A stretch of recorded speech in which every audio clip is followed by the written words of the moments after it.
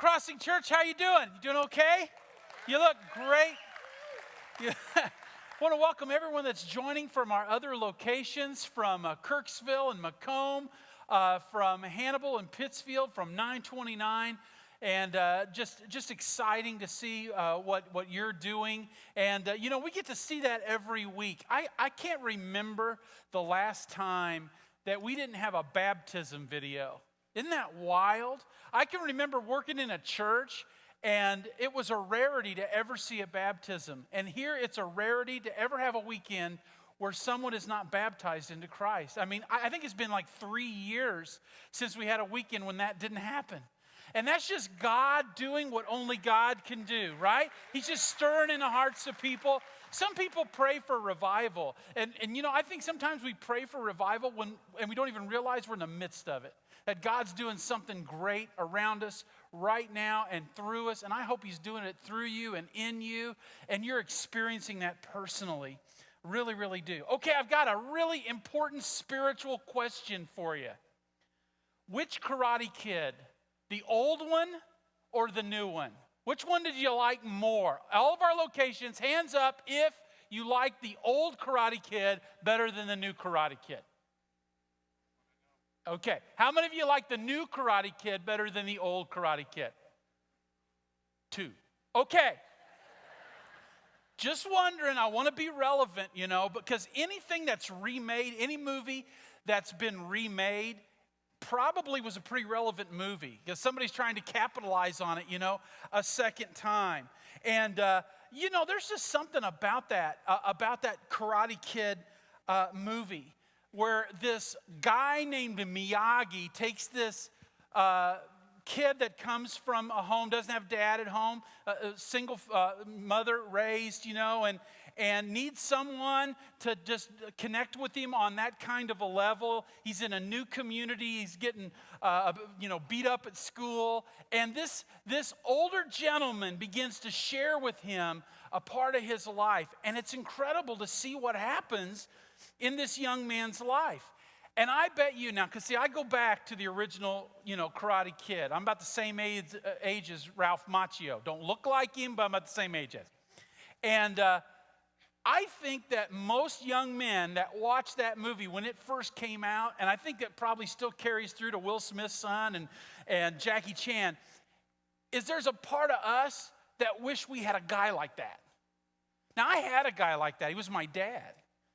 But I would imagine sitting around you right now, no matter what location that you might be sitting in right now, I bet there's a whole lot of you that wish you had that kind of a mentor in your life, that kind of an intentional leader in your life that was sharing stuff with you that made life completely different. And I know I'm talking about to guys and kind of about guys, but I see the same thing in like the movie Freedom Riders and the same thing in Mona Lisa's Smile from woman to woman, like man to man or young man to older man. And maybe some of you have experienced that. It didn't happen in your home, but maybe you experienced it in athletics. Maybe you experienced in coaching. Maybe there was a coach that took you aside. Or maybe you saw it in arts, in music, or in dancing, or in a theater, or in a different way like that. But somebody began to invest in you. There was a commonality that you had, and there was this big chunk of investment. The reason I'm telling you that in this series called Follow, that's what I see happening between Timothy and Paul. When you read about Timothy and how he came to Christ, and we just talked about it actually last week in those first verses of 2 Timothy, he didn't have a dad who was a believer. The Bible just says that he was a Greek, a Gentile. But his mother and his grandmother were both believers, and they poured into him. But even though he had those role models in his mother and his grandmother, don't you think he longed for that in his father? And he didn't have that. So from a spiritual standpoint, he would have been spiritually fatherless. I want you to think about that, because I would imagine some of us, many of us, are spiritually fatherless. Or from a female standpoint, spiritually motherless. We feel like we're being shortchanged, we're being robbed. And so those kinds of movie icons stick out to us, that they capture us because those are things that we would like to have in our life. And you know what I see in that? The greatest power we have to change the world is locked inside the potential of relationship. I mean, when you change a person's life, in effect, you're changing the world. And that happens inside of all of the potential of a relationship. And you can certainly see it between Paul and Timothy. He expresses that truth as he disciples Timothy. I just want to read, and I know it's one verse, just one verse, 2 Timothy 2:2. And I know you know that I'm not usually a one-verse guy, but this is a really, really powerful verse. It's not like other ones are less powerful, but we're going to take a lot of time right here on this verse. It says this. This is Paul talking to Timothy, and he says, "The things which you have heard from me in the presence of many witnesses, entrust these to faithful men who will be able to teach others also." That is so key as we live out our faith. It is so key if a person is ever going to have a hope to live out his faith or her faith, to have that person that is pouring into them and instilling these things into them. This is not just important to Timothy, and it is important to Timothy, who would have been spiritually fatherless and considered Paul his adopted spiritual father. It was important to Paul. So important to Paul. I mean, look at what this man has done. Look what Paul has done. Look how God has used him and how God has changed the face of the known world through the ministry of this one man. But you know something? Once Paul's gone, he's gone. And unless he's reproduced that in someone else, unless there's someone else who carries that vision on, who carries that legacy on, it's just a flash in the pan. And when you think about time, it's just something that happened in a very short period of time, unless it's carried on. And so it's incredibly important to Paul that Timothy gets this so that he can pass it on, so that he can live it out in his life and pass it on. Now, we know when we study this scripturally that Timothy was in Ephesus. That's important because Paul was in Ephesus, and he was in Ephesus longer than he was anywhere else. Spent more time doing ministry in Ephesus than any place else. As a matter of fact, the church in Ephesus is the only church recorded in the New Testament that actually had a building. It was called the Lecture Hall of Tyrannus. And there was incredible leadership there. When you read the book of Ephesians, you can see what kind of leadership had grown up there. When you hear Paul saying goodbye to the Ephesian elders before he goes to Jerusalem, you realize just how close that relationship was, and even how it carried on to the ministry of John later on, 30 years after Timothy. This is a legacy that Paul wants to see carried on. He doesn't want to have anyone drop the ball. And think about what Timothy has seen. Timothy got to go with Paul on a second missionary journey. Most people think that when Paul went through Lystra in his first missionary journey, he preached to some people. Maybe Eunice and Lois, Timothy's mother and grandmother, heard that preaching, or maybe they were won to the Lord as a result of that preaching by the people that had accepted Christ. Regardless of what happened, the second time that the Apostle Paul went through Lystra, Timothy was there. And he picked him up and began taking Timothy through the second part of his second missionary journey. And from that moment on, Timothy was close, like a son, to the Apostle Paul. Imagine what he saw. Imagine what he was able to engage in, to watch Paul do his work, to watch Paul endure the hardship for the gospel, to hear him deliver the gospel over and over in all sorts of different situations, to have the opportunity to deliver the gospel himself and have Paul watch him do that. Wouldn't that have been amazing? And he wasn't just a spectator. The Apostle Paul made him a participant. You know what discipleship does? What Paul was doing to Timothy, what you can do for someone else or what someone else can do for you, it gives our faith a future. It's not just the present, it gives us a future. And even though Paul in 2 Timothy was looking at the executioner sharpening his axe, ready to take his life, even though he knew he was very probably going to die unless God intervened, he knew his faith had a future. He knew that what he'd accomplished was going to have a legacy because Timothy was going to carry it on. You know, he was prepared. You know what I've been learning in the last few years of ministry? Something critically important to me, and I think to all of us. And it's this: no matter how attractive a church might be, if it doesn't make disciples, it's wasting a great opportunity and maybe its most important opportunity. What have you really accomplished? What is a church actually accomplished if someone draws a whole lot of people to their personality, if they draw a whole lot of people to a great show, a great experience, but they're not raising up disciples? What have you actually accomplished? Because once that person's gone, and once the stage closes or the curtains close, what do you really have? But if you have people that are being raised up, that are really truly on their own becoming disciples, like Paul was doing to Timothy, then you have a future. And you have a great opportunity. I know we live in a world today that really thinks that what we do, like in mega church, is really, really cool. And it is.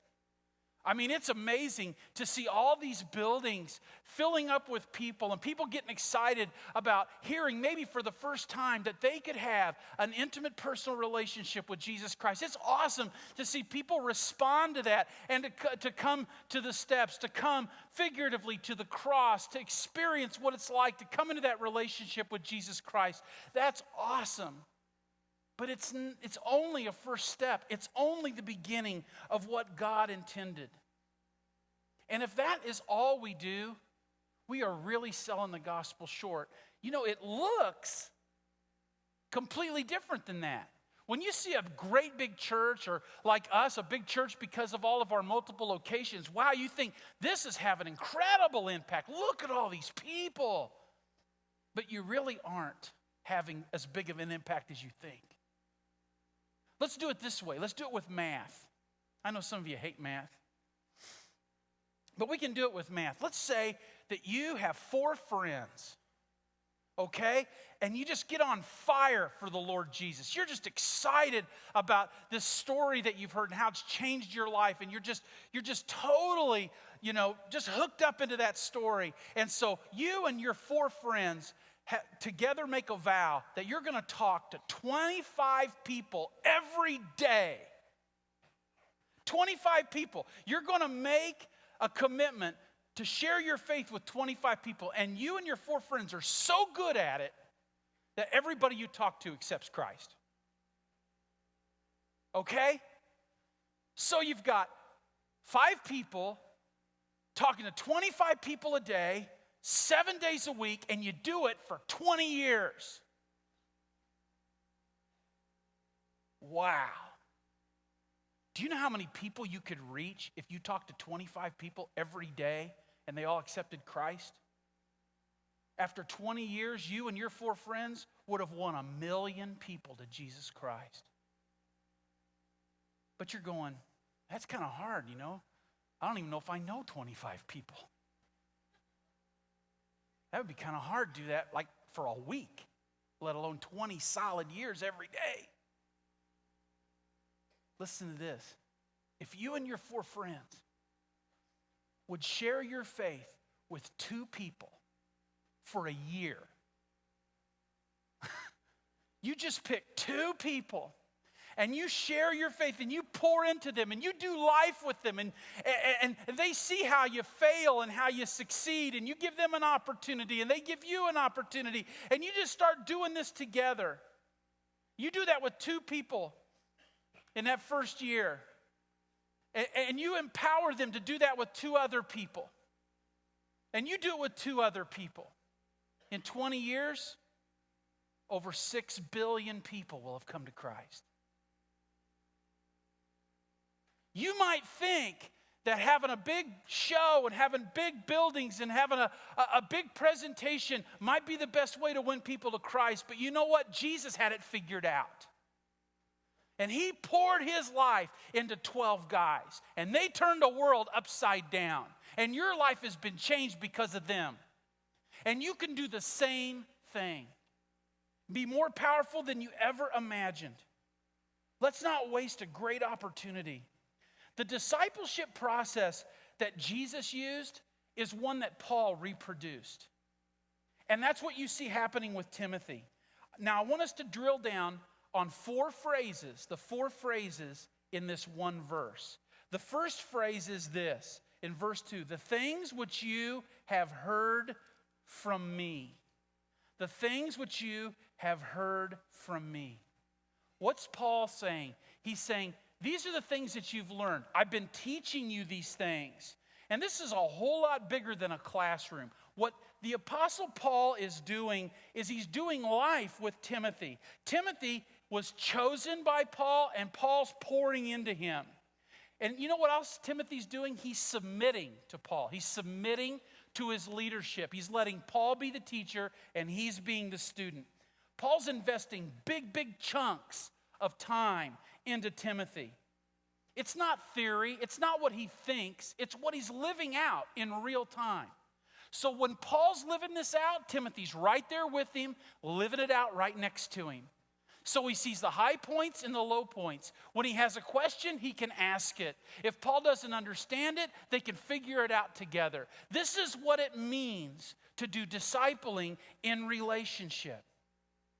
He gives Timothy an opportunity to try his wings out. He doesn't do it without a safety net. Paul's right there watching him do it. And when he messes up, sure he messes up. How many times did the disciples mess up around Jesus? And he would coach them, and he would encourage them, and he would teach them. He would use as an opportunity to draw them closer and to draw them deeper. And that's what Paul did with Timothy. So he gave an impartation, gave him the ability, a place to play. And you know what I see today? A lot of people, they don't want to do that. They don't want to be in a relationship where they're giving a person that mentor responsibility. Or maybe we just want them to be a mentor a little bit, you know, like we could use a leg up. You could use a little help, but not really just humble ourselves and say, would you teach me? I want to learn how to do this better. We're so prideful.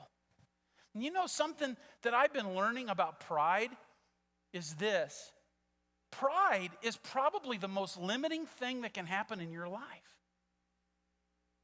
Because a person who's prideful, proud, can't learn anything because they think they've got it all figured out. Or they're just too proud to let someone else pour into them. They figure, you know, why should I listen to anybody else? I can do this on my own. I don't need anybody else's help. How limiting is that?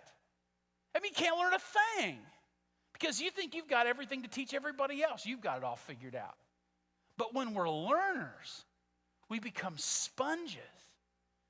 And people can pour into us and we can learn more and more, so much better.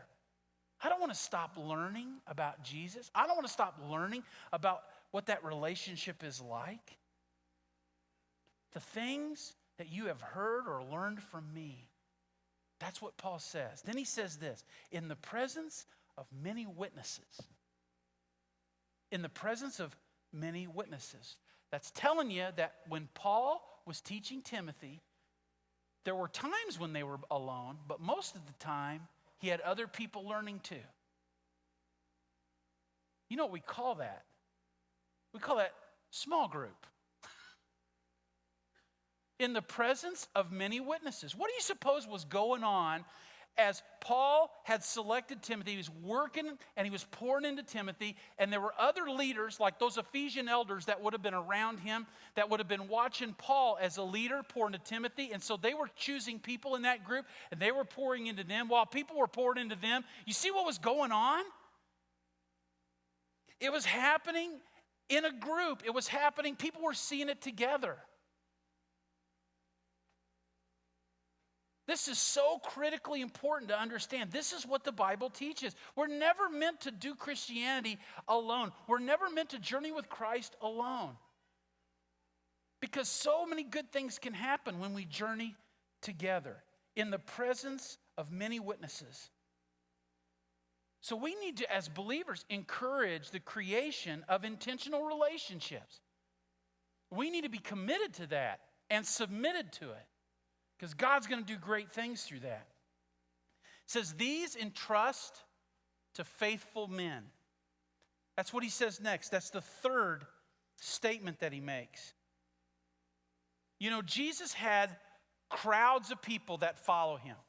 And they would hear him and watch him do amazing things. They would just be dumbfounded by his ability to do miracles and to speak truth in a culture that didn't even understand what truth was anymore. And it was so fresh to hear Jesus speak.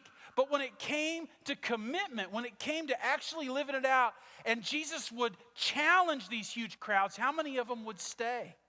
So many of them would just bail. But he had 12 guys that he just concentrated on pouring into. And out of those 12, there were 3 that he spent an incredible amount of time with. And you can see how that investment pays off later on after Jesus leaves this world. And those people are given the responsibility of the proliferation of the gospel. He entrusted to faithful men. So Paul's doing that too. He looks at Timothy and he considers him a faithful man. Last week we talked about Timothy's faith. It was real faith. He said it was real. Paul spent that time and made that investment because he selected Timothy. He believed that Timothy had that potential. Who are you selecting? Who are you saying, I want to be a person who pours into that person, or I want to be a person that that person pours into? There's so much that person could teach me. Be careful, though. And even if you are careful, you need to hear this. There are people that you might say, I'm going to pour into you. You know, we're going to do some life together. And I imagine a lot of you that have done this before have made that choice, and it's blown right up in your hands. That relationship just went south, and you don't, how did that happen?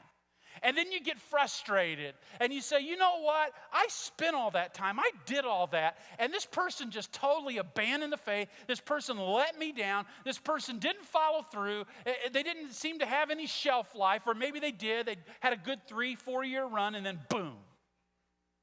Something got in the way. You don't think that Paul understood that? You don't think that Paul had to deal with that? You know what you can do is you can just go over 2 chapters to 2 Timothy chapter 4, verse 10. Guess what it says? For Demas, having loved this present world, has deserted me and gone to Thessalonica. You know, another guy that Paul was pouring into was Demas. He saw all kinds of potential in this guy. He thought that he could change the world. And Paul was spending big chunks of his time with him. And Demas went, you know what? I really don't want to do this. After years of investment, he deserted Paul. It's going to happen. Did it happen to Jesus? Or did we forget about Judas Iscariot? It'll happen. Was it going to happen to Timothy? You bet. Could it happen to you? Sure.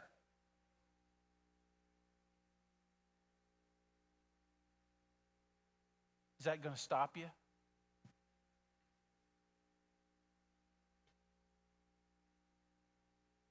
These entrust to faithful men, last statement, who will be able to teach others also.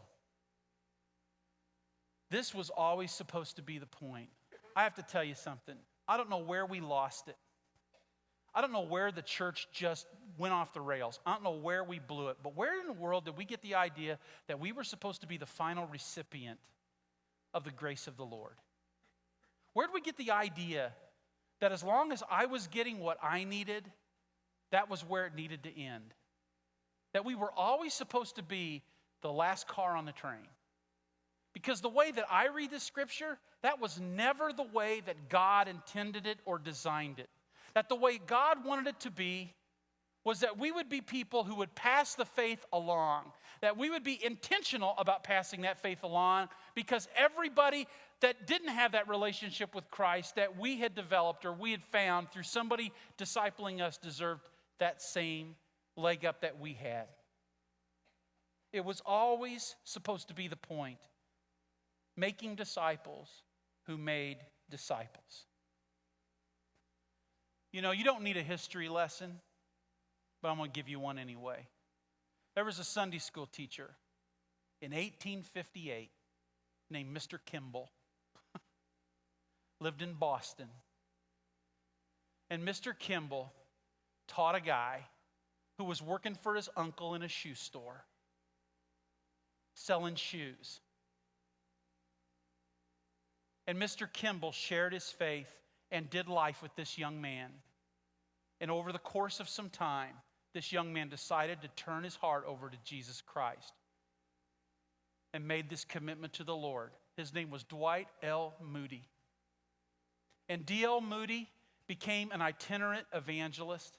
He changed the face of Chicago. Could use it today. He changed it then.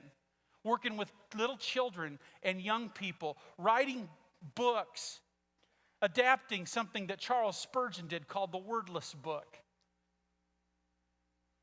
Made a huge impression, won thousands of people to Christ.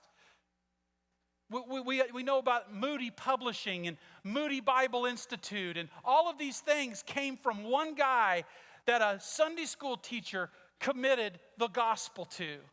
And D.L. Moody became an international evangelist and went over to England. And while he was in England, there was a young preacher that heard him preach named F.B. Meyer. And F.B. Meyer in England turned that town of London upside down in evangelism for Jesus Christ, because Dwight L. Moody poured into F.B. Meyer. F.B. Meyer came over to America as an international evangelist and spoke on a college campus. And when he spoke on that college campus, there was a man named J. Wilbur Chapman that accepted the Lord and decided to become an evangelist himself. He was working in a YMCA when a blown-out baseball player came into that YMCA whose name was Billy Sunday, played for the Chicago White Sox, was the fastest base stealer in the major leagues at that time, but he was pretty much washed up. And J. Wilbur Chapman shared the gospel with Billy Sunday. And over the end of the 1800s into 1920 to 1930, Billy Sunday became one of the greatest evangelists known to man. Tens of thousands of people came to hear him. Some people say he alone was responsible for the 18th Amendment, for the prohibition of alcohol, because he preached against alcohol and prostitution. Billy Sunday was asked to go to North Carolina and preach the gospel. And the revival was so profound that the people that were won to Christ wanted to have a second revival. And so they invited a man named Mordecai Ham to go down into North Carolina and preach a gospel a second time in another big revival event. Mordecai Ham ended up becoming the pastor of First Baptist Church in Dallas, Texas, where W.A. Criswell and other huge names of people, evangelists for the gospel went. But when Mordecai Ham preached in North Carolina, there was a young man that was in that crowd that night named Billy Graham. And Billy Graham accepted the call of Jesus Christ at the preaching of Mordecai Ham. And according to his staff, Billy Graham has seen 3.2 million people answer the invitation at his crusades, making him the person who has preached the gospel to more people in human history than anyone else. 3.2 million people accepting Christ as their personal Savior. And as of 2008, Billy Graham's lifetime audience, including radio and television broadcasts, have topped 2.2 billion people.